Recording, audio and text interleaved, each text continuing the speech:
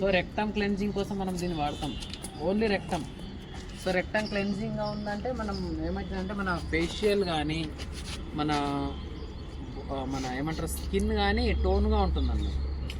So even మలబద్ధక సమస్యలు, constipation problems అలాంటి సమస్యలు తగ్గడానికి చాలా హెల్ప్ చేస్తుంది.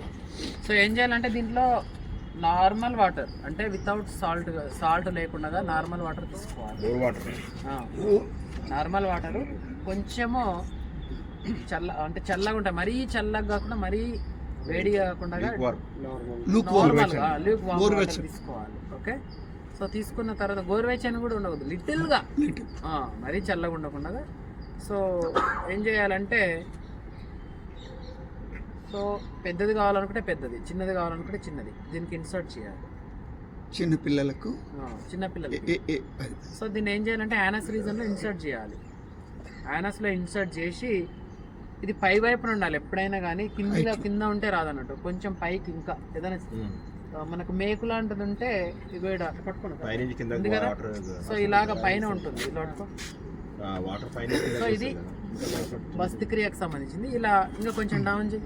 సో సిట్టింగ్ పొజిషన్లో ఉంటాం, సిట్టింగ్లో స్క్వెట్టింగ్లో ఉండేసి సో ఈ భాగాన్ని మొత్తము యానస్ రీజన్లో ఇన్సర్ట్ చేస్తాం. ఇన్సర్ట్ చేసి ఇక్కడ ఒక ట్యూబ్ ఉంటుంది, సో ట్యాప్ ఉంటుంది, ఆ ట్యాప్ ఆన్ చేసేస్తాం.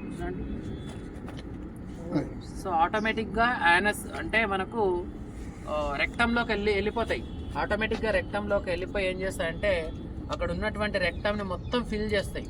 మలం ఉంటుంది కదా, మెయిన్గా ఎవరైతే అంటే మోషన్ రాక ఇబ్బంది పడే వాళ్ళు ఉంటారో అలాంటి వారికి చాలా హెల్ప్ చేస్తుంది. ఈవెన్ ఆపరేషన్కు బిఫోర్గా మలం ఉంటే పర్మెంటేషన్ జరుగుతుంది. సో ఎక్కువ రోజులు అక్కనే ఉంటాడు ఆ పేషెంట్, కాబట్టి ఏం చేస్తారంటే రెక్టంలో మలం లేకుండా బయటికి కొట్టేయడానికి, క్లీన్ చేయడానికి హెల్ప్ చేస్తుంది అన్నట్టు. ఈ విధంగా పెట్టేస్తాం టోటల్గా. ఇప్పుడు ఏమవుతుందంటే ఇలా పెట్టడం వలన అంటే మజిల్ అడ్డం వస్తుంది. ఇప్పుడు మజిల్ ఇట్లా అడ్డం వస్తుంది, యానస్ మజిల్స్ అడ్డం వస్తాయి, కాబట్టి ఏం చేయాలంటే మూలబంధ చేయాలి పైకి. సో ఇది యానస్ రీజన్ అనుకుంటే మూలబంధ పైకి లాగాలి. సో దీన్ని లాగడం వల్ల ఏమవుతుందంటే పూర్తిగా రెక్టం వరకు వాటర్ వెళ్ళిపోతాయి. వాటర్ వెళ్ళిపోయినాక మనకు ఒక రకమైనటువంటి ఫీలింగ్ వస్తుంది, అంటే బయటికి కొట్టేద్దాం వాటర్ అన్నట్టుగా వస్తుంది. సో వెంటనే బయటికి తీసేసి వాటర్తో పాటు మలం మొత్తం బయటికి వెళ్ళిపోతుంది. అంటే ఇంత కూడా మలం మిగలదు రెక్టం. ఎంతసేపు అంటే నీకు ఫీలింగ్ ఎంతసేపు పెట్టుకోవాలనుకున్నావు అంత, మ్యాక్సిమం ఒక 10 to 20 సెకండ్స్లో నీకు ఫీలింగ్ వచ్చేస్తుంది. ఓకే, లాగాలి బయటికి.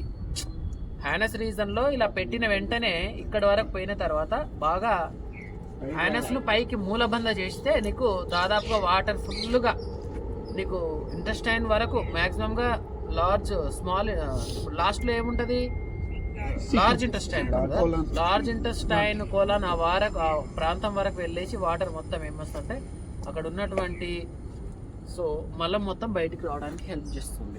ఇది మనకు ఒకటి మ్యాక్సిమం సరిపోతుంది, ఒకటి. లేదంటే మల్టీ టైం చేయాలనుకుంటే 3 సార్లు కూడా చేసుకోవచ్చు. 3 నుంచి 4 దాదాపుగా 1 లీటర్, దాదాపుగా 1 లీటర్ ఉంటుంది. సో ఇది ఇంకోటి ఏంటంటే ఇది చిన్న పిల్లలకి వస్తుంది. సో మనకు పెద్దవాళ్ళకంటే ఇది తీసుకుంటాం. ఇంకా మంచిగా ఇంకా పర్ఫెక్ట్గా రావాలి ప్రాక్టీస్ అనుకుంటే ఇది తీసుకొని ఇన్సర్ట్ చేసుకోవాలి. మ్యాక్సిమంగా ఈ లెవెల్లో వెళ్ళిపోతుంది. సో మరి ఇన్ఫెక్షన్ ఏమైనా వస్తుందంటే ఇన్ఫెక్షన్ ఏమీ రాదు. అవసరం అనుకుంటే లూబ్రికేట్ చేయాలి దీన్ని, ఏదంటే నెయ్యితో కానీ లేకపోతే మనకున్నటువంటి సీజమీ ఆయిల్ కానీ, ఓకే, వాటితో లూబ్రికేట్ చేసి మెల్లగా ఇన్సర్ట్ చేసేసుకుంటే కంప్లీట్ అయిపోతుంది ప్రాక్టీస్.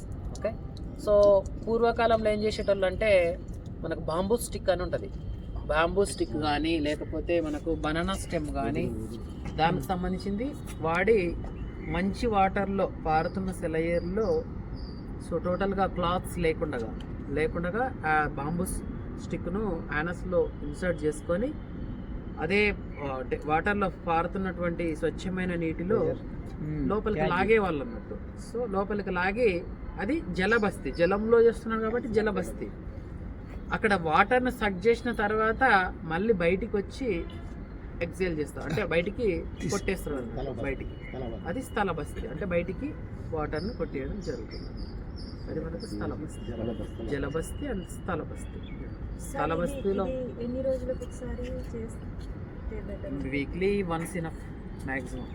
లేదంటే ప్రాబ్లమ్ను బట్టి ఎక్కువ కాన్స్టిపేషన్ ప్రాబ్లమ్స్ ఉన్నాయనుకోండి, దాదాపుగా వీక్లీ 3 టైమ్స్ చేసినా బెటర్.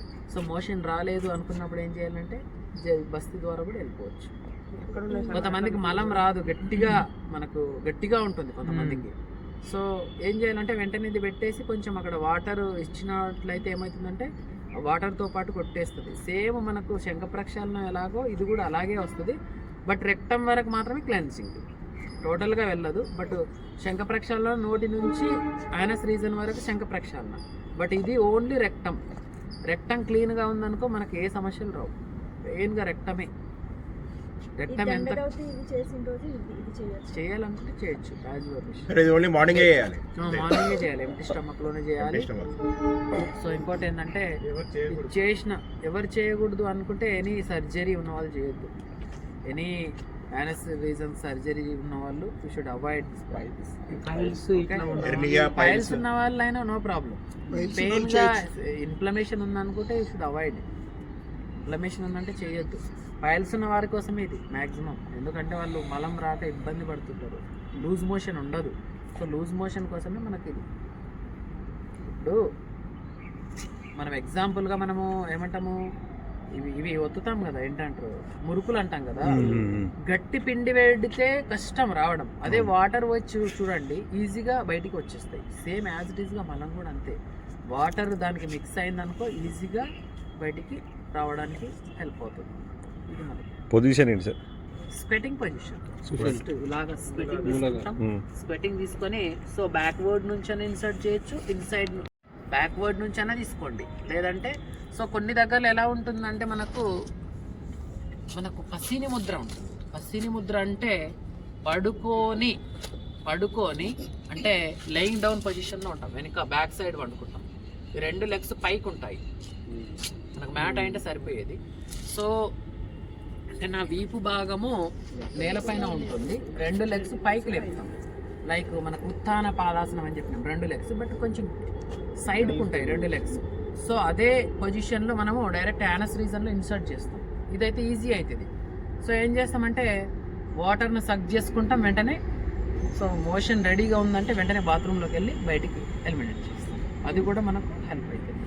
అలా అయినా చేయండి, ఇలా అయినా చేయండి.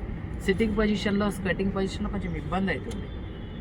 బట్ పశీని ముద్ర ద్వారా అయితే ఈజీగా ఉంటుంది, పడుకొని చేస్తాం. ద్విపాద శీర్షాసన అంటాం, దాన్నే పశీని ముద్ర అని కూడా అంటాం. 2 లెగ్స్ ఇక్కడ పెట్టుకుంటాం, అది కూడా ఉంటుంది. బట్ అంతవరకు మనకు రాదు కాబట్టి జస్ట్ 2 లెగ్స్ను దూరం పెట్టేసి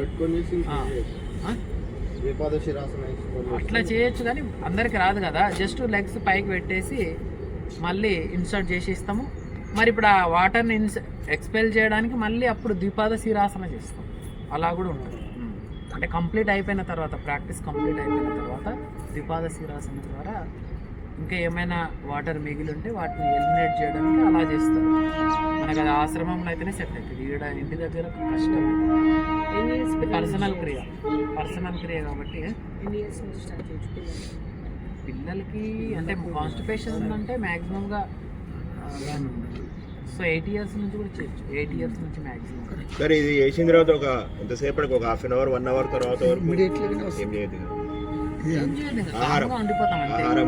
ఆహారం దాదాపు 3 hours గ్యాప్ తీసుకోవాలి. 3 hours గ్యాప్. ఇంకోటి ఏంటంటే మనము కిచిడియే తీసుకోవాలి విత్ లెస్ సాల్ట్, అంటే less quantity of the salt, అంటే తక్కువ తీసుకోవాలి. సాల్ట్ కూడా తీసుకోకపోవడం బెటర్.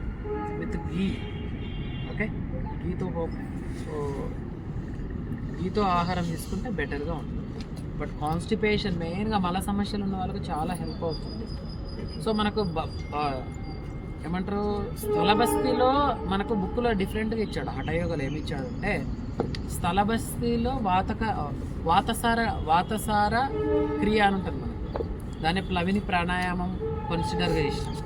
వాతసార క్రియ, ప్లవిని ప్రాణాయామం, వాతసార ప్రాణాయామం అని కూడా అంటాం దాన్ని. సో గాలి తీసుకొని యాజ్ ఇట్ ఈస్గా అపాన వాయువుని బయటికి ఎలా వదులుతామో ఆ విధంగా కూడా చేయొచ్చు అని కూడా ఉంది.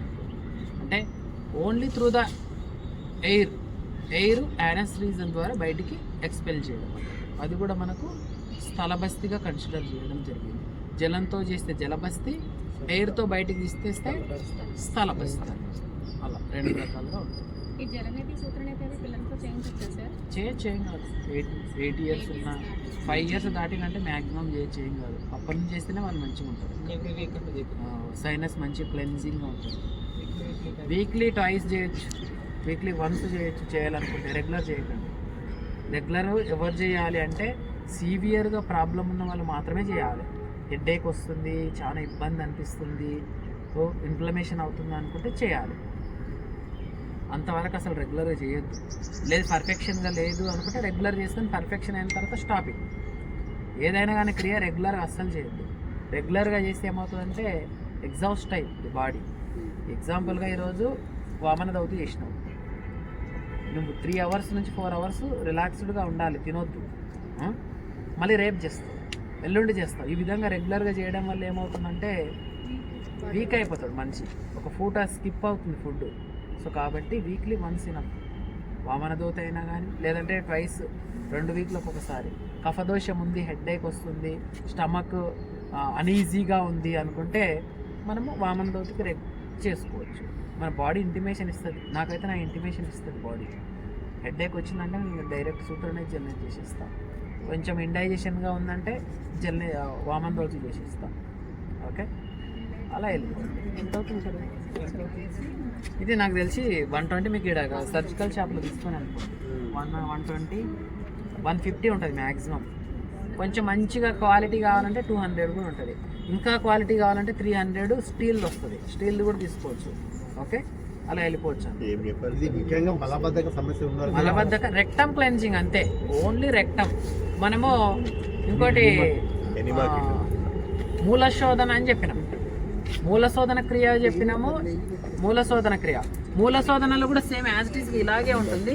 బట్ యానస్ మజిల్స్ లూజ్ చేయడానికి అది హెల్ప్ చేస్తుంది. జస్ట్ ఇది టర్మరిక్ అనుకోండి. టర్మరిక్ ఏమంటాము, కొమ్ము. ఓకే, టర్మరిక్ స్టెమ్ అనుకోండి. దీనిపైన ఉన్నటువంటి లేయర్ మొత్తము తీసేసి పైన ఉన్న లోపల ఉన్న లేయర్ అంటే కండ లాంటి నిర్మాణం ఉంటుంది కదా, దాన్ని తీసుకొని ఏం చేస్తామంటే యానస్లో ఇన్సర్ట్ చేసి వీ హ్యావ్ టు రొటేట్. ఎవరికైతే పైల్స్ సమస్యలు ఉన్నాయో అలాంటి వారికి చాలా హెల్ప్ చేస్తుంది. ఈవెన్ పైల్స్ లేని వాళ్ళకు కూడా హెల్ప్ చేస్తుంది. ఏంటి? మూలశోధన. సో మూలశోధనలో మళ్ళీ టర్మరిక్ లేదు అనుకుంటే we have to insert the index finger ద్వారా కూడా మనము యానస్ మజిల్స్ను లూజ్ చేస్తాం అన్నట్టు. ఓకే,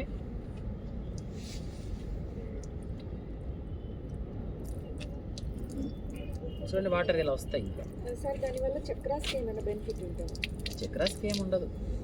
చక్రాస్కు దానికి అంటే ఓన్లీ క్లెన్జింగ్ ప్రాక్టీస్ అంతే. మనకు బాడీ అది ఉసిరికాయ ద్వారా జ్యూస్ బాగా చేసుకొని తాగేసి చేస్తే ఇంకా ఎక్సలెంట్ వస్తుంది. నేను ఒకసారి ట్రై చేసి లేదు ఇబ్బంది అవుతుంది అనుకుంటే, తాగలేము, శంఖ ప్రక్షాళన చేయలేము అనుకుంటే గూస్బెర్రీ జ్యూస్ తాగండి 1 లీటరు. ఈజీగా అదే బయటికి వెళ్ళిపోతుంది. ఇంకా మీరు పిప్పిని వడగొట్టి వాటర్ తీసుకోండి. దాదాపుగా చెరుకు రసం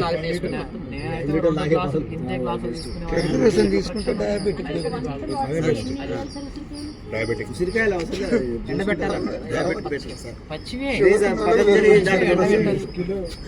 ఉడకబెట్టాలి. పచ్చి చెప్తాను, ఎలాగో వేడి వాటరే కదా, వేడి వాటరే కాబట్టి ఉడకబెట్టాలి.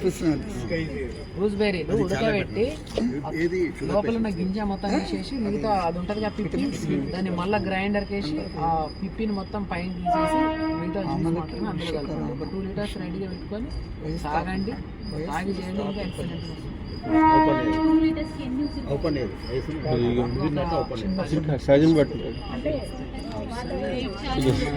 అటు ఇటు ఇంకా